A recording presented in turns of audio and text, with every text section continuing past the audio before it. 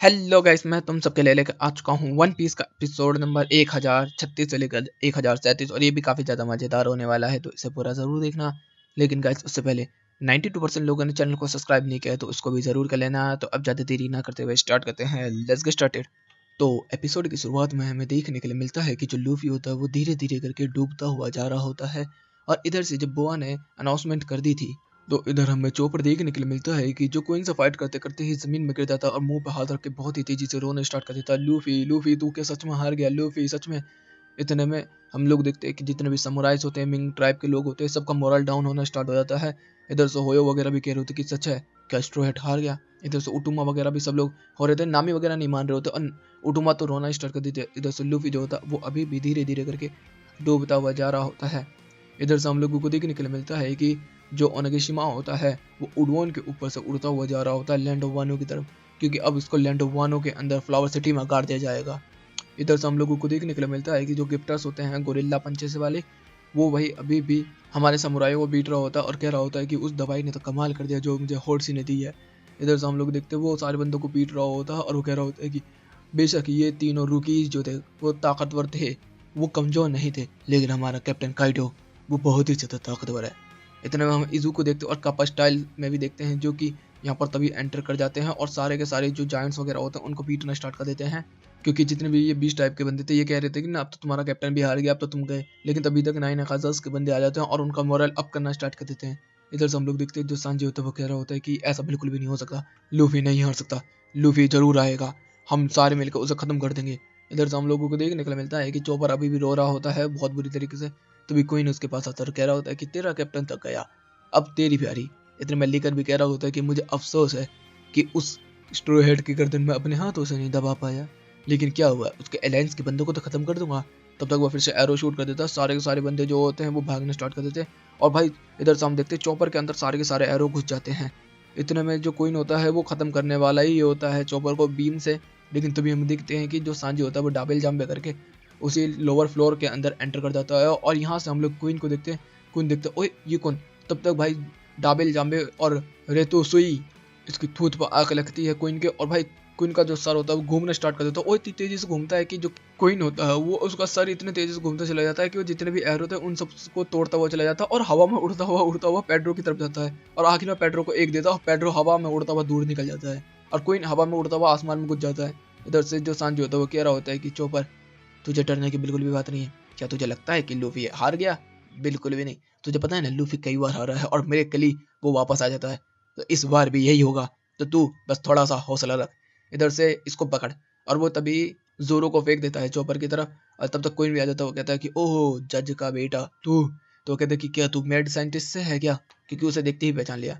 इधर से हम लोग को देखने मिलता है कि जो समुराइज होते हैं वो कह रहे होते हैं कि अब हमें क्या करना है, ये सांजी तो यहाँ पर आ गया। तब तक मार्को भी कह रहा होता है कि अच्छा है यहाँ पर ये तो आ गया। सीन बदलता हम लोगों को देखने के लिए मिलता है कि किन्नुमो जो होता है वो अभी भी अटैक रोक रहा होता है काइडो का और मोमोनोसुके को याद कर रहा होता है, लेकिन आखिर में अटैक पूरा होता है और देखने के लिए मिलता है कि किन्नुमो जमीन में घुसा होता है, उसके शरीर में खून ही खून बह रहा होता है। तब काइडो कहता है कि अब कुजुकी क्लैन का अंत होगा।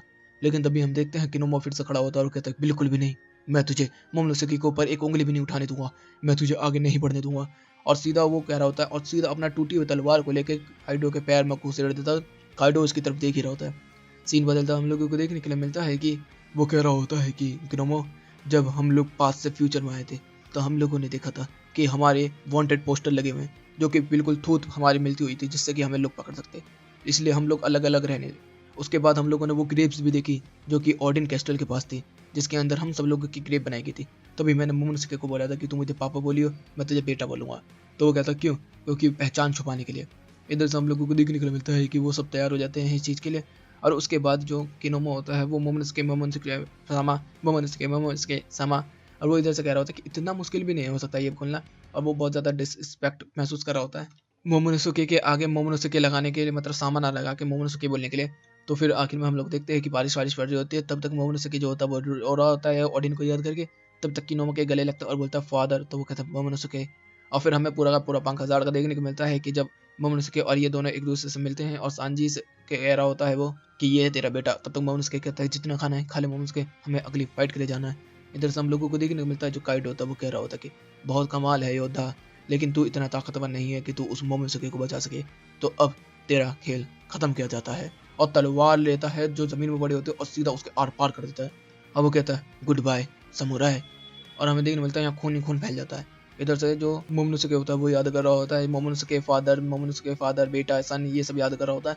तब तक वो कहता है शिनोबु रुको, और उसके पास बोया का एक फ्रॉगी होता है जिससे कि वो चारों तरफ अनाउंसमेंट कर सकता है। तब तक वो कह रहा होता है कि मुझे करना होगा वो काम, मुझे वो आवाज़ आ रही है ऐसा कि मैं समुद्र में डूबता हुआ जा रहा हूँ। तो हाँ, मैं अपोलो हूँ, मेरा नाम है मोमोनोसुके, मैं हूँ ओडिन का बेटा। जितने भी अलायंस के मेंबर्स हमारे फाइट कर रहे हैं, समुराई, स्ट्रो हेड्स, किड पायलट, लो पायलट और मिंग ट्राइब के बंदे, सब के सब ये सुनो, स्ट्रो हेड हारा नहीं है, वो अभी भी जिंदा है, वो आने वाला है, तो सब के सब फाइट करते रहो। स्ट्रो हेड हारा नहीं है क्योंकि उसने मुझसे ये बोला है। तो सारे के सारे लोगों का मोराल जो होता है वो फिर से अप हो जाता है। इधर से लूफी टूटता हुआ जा रहा होता है और कह रहा होता है कि मोमो तू मुझे सुन सकता है ना, सबको बता मैं जिंदा हूँ। और यहीं पे ये एपिसोड भी खत्म होता है। अब शुरू होता है नेक्स्ट एपिसोड। ये मैं तुम्हें एक्सप्लेन कर दूंगा एपिसोड के लास्ट में कि ये क्या हुआ था, कि मोमोसुके को कैसे पता चला। इधर से हम लोगों को देखने को मिलता है वही सीन होता है जिसके अंदर वो कह रहा होता है कि मोमोसुके सबको बता मैं जिंदा हूँ। इधर से मोमोसुके होता है पूरे भाई होने की वहाँ पे अनाउंसमेंट कर देता है, जिससे कि हम लोगों को देखने मिलता है सारे हमारे योद्धाओं और सारे कैरेक्टर्स का एक्सप्रेशन की वो कैसे कैसे कर रहे होते हैं, और सारे के सारे बंदे जो होते हैं सबका मोरल बहुत अप हो जाता है और सबके कह रहे होते हैं कि अब आएगा ना मजा। इधर से बिग मॉम तो गुस्से में ही आ जाती है। इधर से हम लोग देखते हैं सारे समुराइज जो होते हैं वो फिर से फाइट करने के लिए तैयार हो चुके होते हैं और बीस्ट पाइस भी। तब तक शिनुबो और इसके पास काइडो आ जाता है, कह रहा होता है कि कुजिक्लैंड के चूहे, तुझे जितना बोलना था तू बोल चुका है, अब तेरा खेल खत्म। तब तक शिनुबो उसे लेके भागना स्टार्ट कर देती है और हमें देखने को मिलता है वो कैस्टल से बाहर आ जाती है।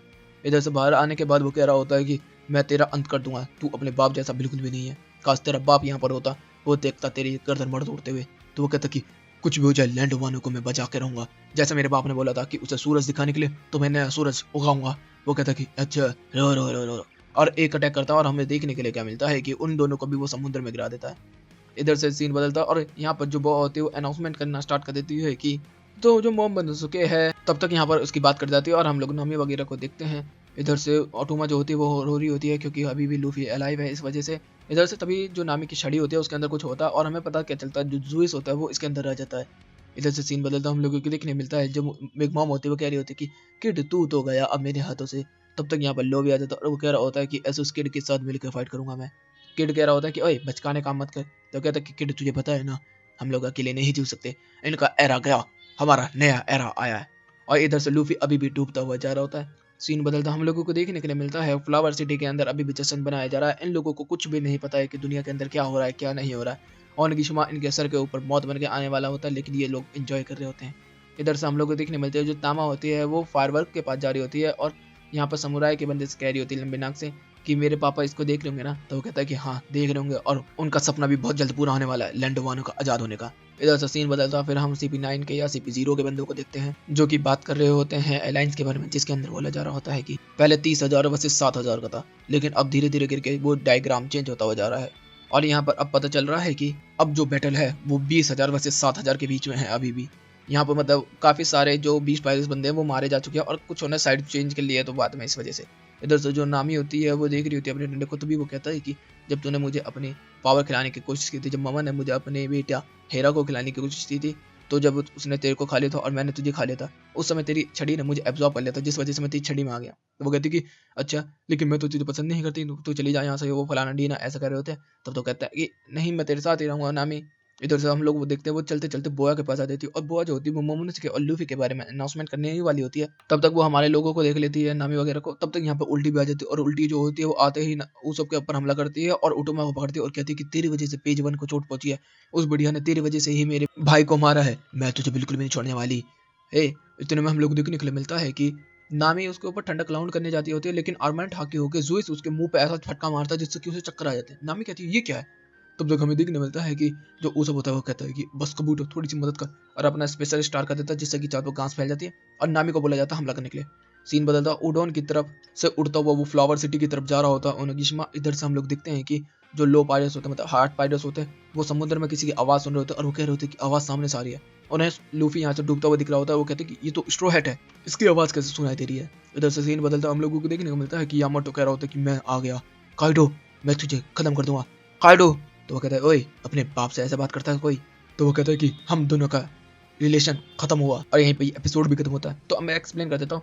तो मोमोनोसुके इसलिए सुन पाया क्योंकि मोमोनोसुके के पास है एवरीथिंग हियरिंग, जैसे कि रोजर और लूफी के पास ही जैसे जुनेशिया की पावर को समझा था इन्होंने या जुनेशिया की आवाज को सुना था, इसी तरीके से इसने लूफी की आवाज को भी सुन लिया था। यही इसका एक्सप्लेनेशन है। और दूसरा कि हार्ट पायरेट लूफी को कैसे सुन पाए कि लूफी के पास भी सेम चीज है तो उसने अपनी आवाज सब लोगों तक पहुंचा दी थी। इसका एक्सप्लेनेशन अभी तक तो यही है। तो गैस वीडियो चलेगी तो वीडियो को लाइक कर देना, चैनल को सब्सक्राइब कर देना, कमेंट बॉक्स में वेरी वेरी बातें भर देना। Okay guys bye bye, thank you for watching.